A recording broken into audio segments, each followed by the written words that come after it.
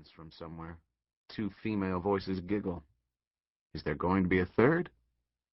Does Dr. Greenspan know what he is doing or looking for? Who is this Dr. Greenspan? My back aches. I have a headache. I wait, listening for the wheels of a gurney moving to the room I am in. I wait to look up at whoever will be pushing it. I imagine a thin-haired, short, well-muscled orderly in blue, his hairy arms and a wide-band metal wristwatch. I wait for him to cheerfully say, "It's time." The road from a cold Dairy Queen blizzard to the hospital emergency room began 5 days earlier. 3 people had died in those 5 days. There was a good chance there would be a 4th soon. A 4th who lay in a small triage room. A 4th whose odds were not looking too good. Sally Perovsky steps into the room and looks down at me. "How does it look, Lew?" she asks. I don't have a good answer. I try a smile. It doesn't work. She takes my right hand in both of hers. It had been bright and sunny and humid and definitely Florida when I got up healthy on Monday. Time generally seems to move slowly for me, but on Monday, the clock began to spin. Here's how it went.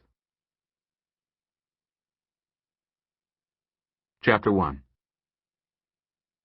No amount of sunscreen will save her, Dave said, shaking his head. I nodded and looked up at the jogger passing in front of the DQ, headed downtown. She wore shorts and a tank top, a Walkman singing in her ear, a serious look on her pretty face, her sun-bleached blonde hair bouncing against her back in a long ponytail. She made a left turn and headed out of sight toward Toll's Court, a collection of small shops and homes owned by painters, sculptors, jewelry makers, people who had once been successful in business or raising a family and now were retired and wanted to change the label they wore from no one in particular to artist. Few of the community in Toll's Court, mostly women, had illusions about breaking out and getting famous and wealthy. They enjoyed what they now were and what they were doing. They had peace, time, and identity. I cannot paint, sketch, sculpt, or draw, and I have no urge to try. Unlike the artists of Toll's Court in their brightly painted houses, I have as little identity as possible. Dave owns the Dairy Queen franchise across the parking lot from where I live and work in a walk-up office building with peeling paint and crumbling corners of concrete. The building had begun life as a 2-story 1950s motel and had gradually gone downhill till it was ready for me. I'm not supposed to live in the back room of my office, but the landlord doesn't care as long as I pay my rent on time and don't complain. I don't complain. Dave looks like a dark, deeply weathered mariner, which he is when he's not handing out dilly bars, blizzards, and burgers. He owns a boat and is out in Sarasota Bay and the Gulf of Mexico whenever possible. The sun has leathered him. The boat has given him muscles and kept him trim. Dave is about my age, early 40s.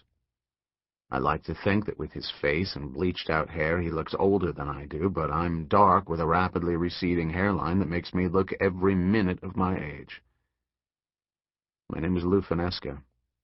I live in Sarasota, Florida, where I drove a little over 3 years ago when my wife was killed in a hit-and-run accident. Accident is in quotes because the police couldn't find out who the driver was. My wife was a lawyer in the Cook County State Attorney's Office, where I worked as the head of legal research. She had prosecuted a lot of people, made a lot of them and their relatives angry. Maybe it wasn't an accident, a drunken driver, a panicked kid who had just gotten his or her license, someone on a cell phone not paying attention. When the funeral was over and I had nothing left to weep, I got in my 1989 Toyota in the cemetery parking lot and started to drive. I headed south in the general direction of oblivion and the tip of Florida. I had no idea of what I would do when I got there. I wasn't sure where there was. In those 4 days, I listened to the voices of conservative talk show hosts, Don Imus, Rush Limbaugh, Neil Bortz, Michael Savage, and the advocates of the unknown like Art Bell and Whitley Strieber, anybody who was talking. I didn't want music. I wanted company, a voice, anyone speaking whom I didn't have to answer. I listened, but I heard nothing.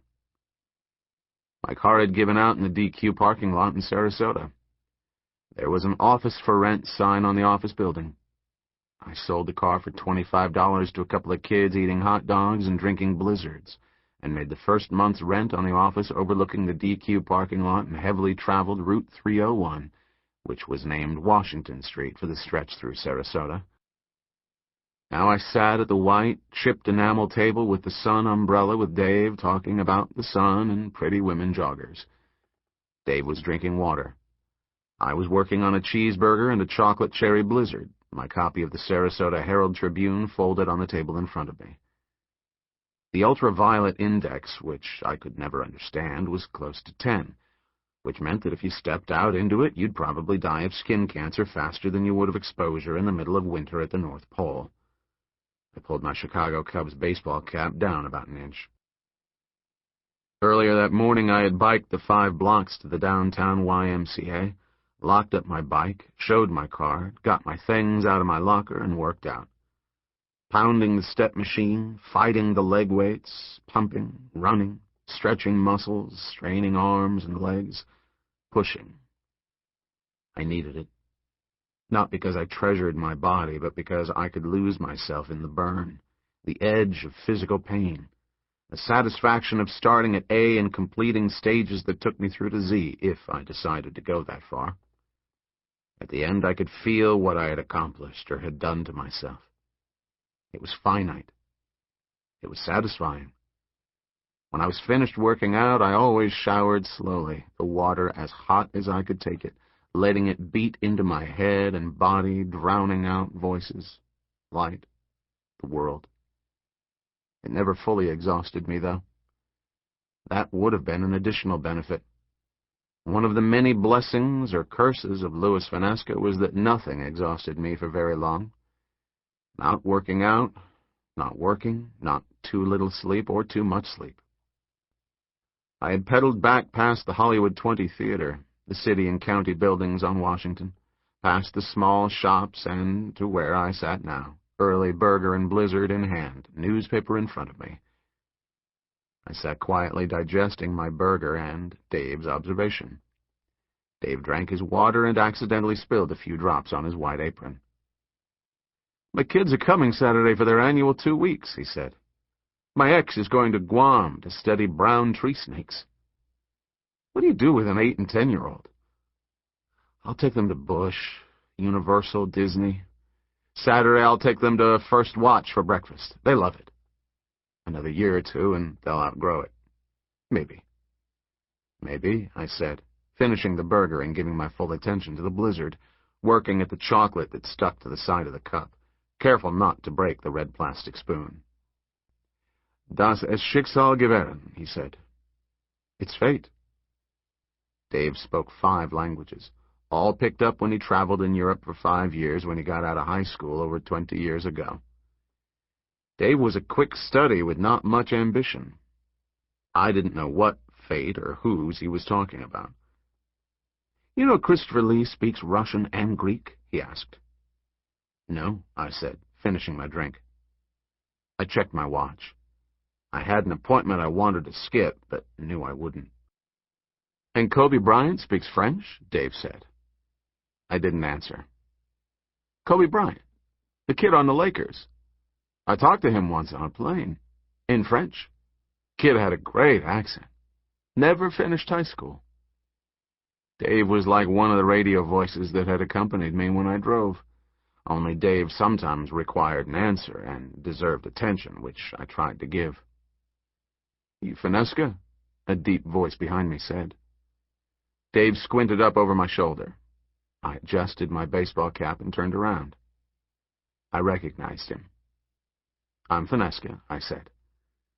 "Went to your office," the man said, nodding toward the open space on the bench between Dave and me.